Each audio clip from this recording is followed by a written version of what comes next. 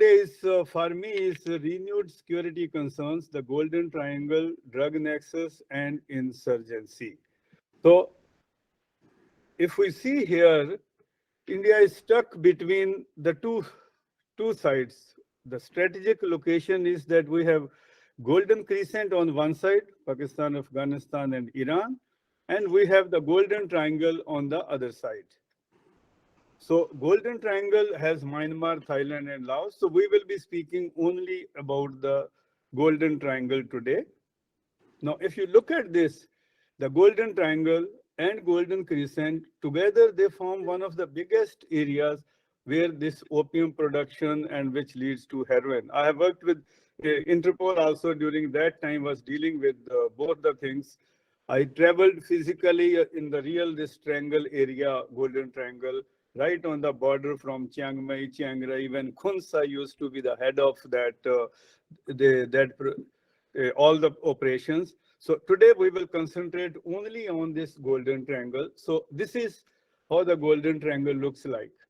The area is porous, highly porous, is remote and second largest producer in the world, because the first largest is the Golden Crescent, is one of the oldest and most notorious routes for narcotics supply to Europe and other parts of the world, is also a gateway to other drugs such as amphetamines, methamphetamine, and yaba. Yaba is known as crazy medicine in Thai. So it is a combination of actually methamphetamine with caffeine. And the local people use a lot, and it is also smuggled. Then all the cough syrups which contain codeine. When I was SP Ukhrul from 90 to 92, we seized something like few lakhs of, like almost 1 million bottles of that banned cough syrup, because which was going from India to Burma. So that was the opposite side.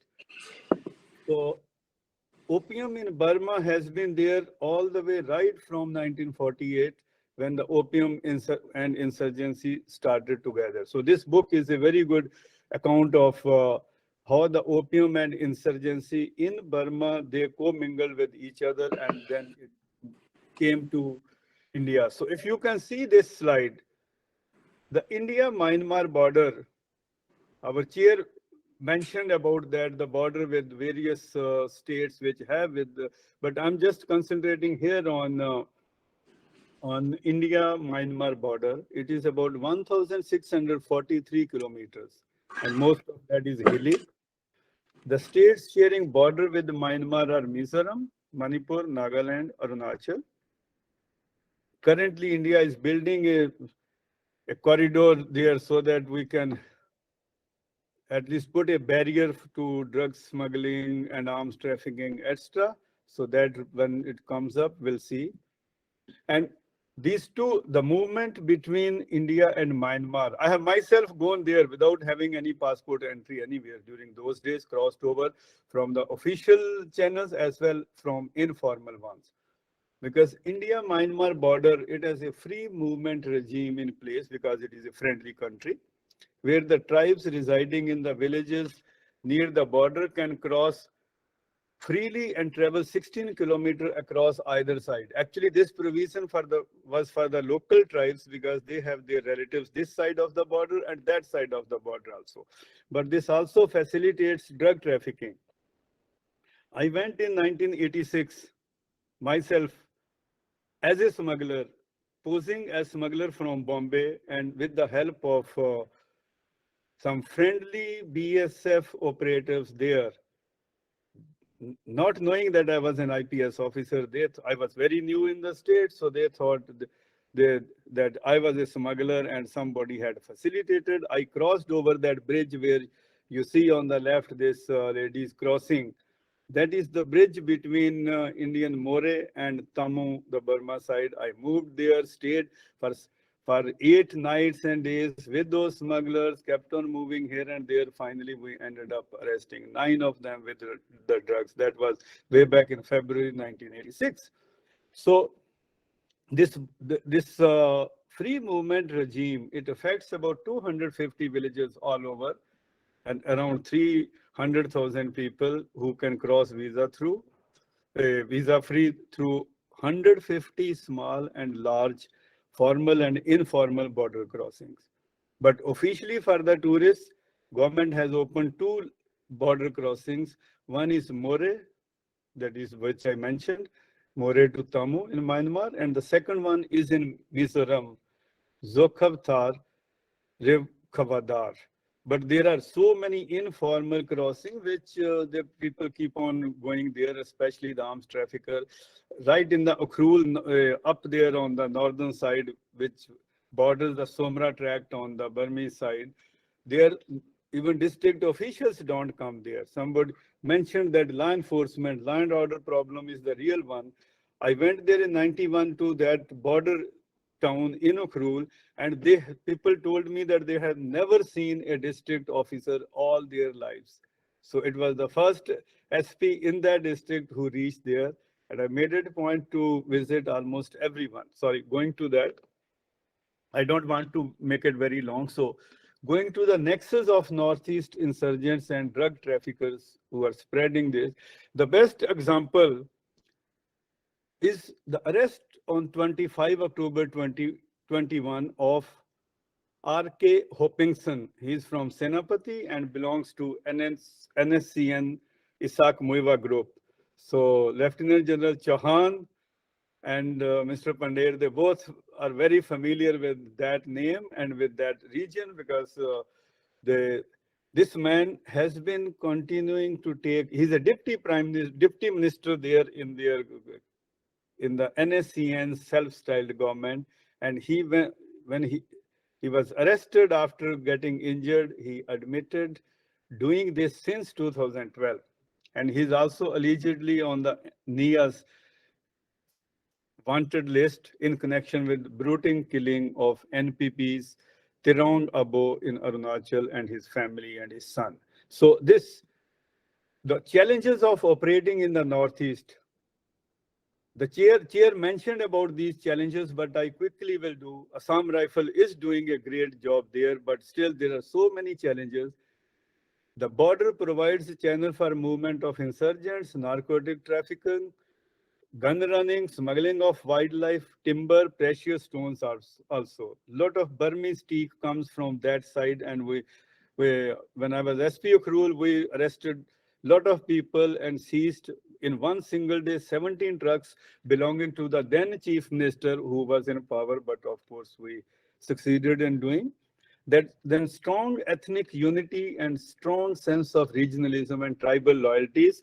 This helps them. There are a lot of sympathizers. They will pass on the information about securities movements. And then obviously when we go there, even once my own senior officer provided me intelligence that drugs will be coming, but he gave me deliberately wrong information provided on the other side that they are going to the other side, and we put their team. So later on, I learned my lesson that such information when comes from a local person, you have to take it with bit of caution. The terrain itself poses a huge challenge. We have seen it a lot of time. We go for operation. Those people know the area very well, but we do not know that well. Then the free movement regime, which I already mentioned, and with that, the corruption in local police, corruption in various agencies. Because one example I gave about the BSF officer who helped us to go as smugglers in 1986. Of course, subsequently, the whole, not only company, the whole battalion was moved out of Manipur. But that shows that corruption is there. And even yesterday's session, Mr. Pandey said corruption in Punjab was a lot, but even in Manipur, it is no less, or even in the whole of the Northeast. These corrupt officials, they do not act against criminals despite having intelligence inputs. So then poor state of education, unemployment, poverty, increasing spread of HIV, AIDS, ethnic conflicts are some of the other issues. Children are being forced to become drug carriers in promise of better livelihood. Such fragile situation along the India-Myanmar border jeopardizes the region into becoming a hub of drug trafficking, thus challenging our national internal security.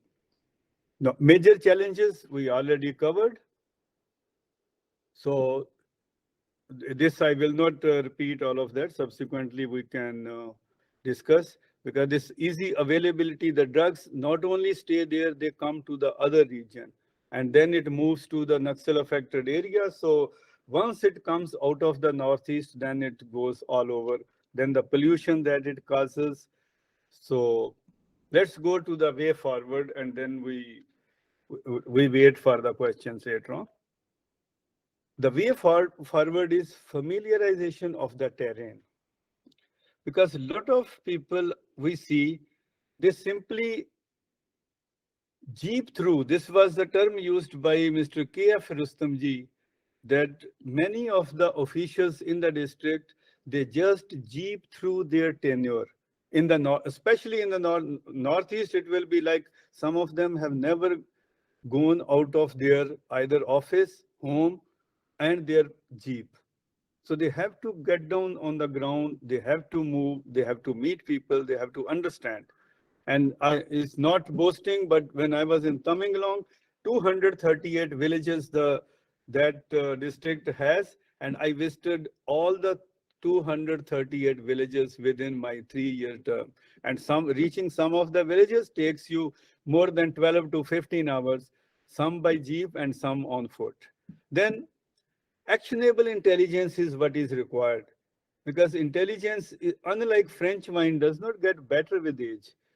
Whenever you are there, in whatever capacity, we do get intelligence, even from RAW, even from IB, from various agencies, but the intelligence always comes that, oh, they crossed this one, or they were in this village on this date. That intelligence is of no use. We need operational intelligence, because I was successful, my team was successful in seizing a lot of drugs during Ukhrul days. Once we seized one oil tanker. The oil tanker was full of cannabis, processed cannabis. Now, if you do not have intelligence, how will you stop an oil tanker and tell him to open the lid below that? We stopped it. He said it is oil. So I told him, open the lid from the bottom. If it is oil, he said it will all leak. I said, no problem. It's my responsibility. You open it. And then we found that it was 2,500 kilograms of highly processed, high quality cannabis, which was coming to Bihar. So then better policing of the interstate borders. All these checkposts which are leading to other states, they are highly lucrative or wet postings in the police nomenclature, because they get money. Then they get money from every vehicle crossing through that. So everybody is even getting recommendations to post them. So obviously, when the police is letting you go, like as I was let go by the then BSF company there, so that interstate borders, not only international, interstate borders also have to be policed particularly well in that area, because drugs are coming from that side. Then alternate employment generation, that I think Mr. Pandey will cover. So that definitely takes this youth who are easy victims to taking them away from them. Then keeping the youth busy and luring them away from drugs. These youth have to be put in some constructive activity. During my Ukhrul days of 3 years, we planted there almost like 100,000 trees all over the district using the youth. TKS, there used to be very active student union, which was on the borderline between underground and overground people. So we used them and kept them busy, organized football tournament, organized badminton tournament. I myself participated. So and it was that time published even in police news that this is very good step to lure these youth away from terrorism and the drugs, and then having a drug de-addiction and rehabilitation in that area, because then at least these people can become better human beings. So thank you very much for that.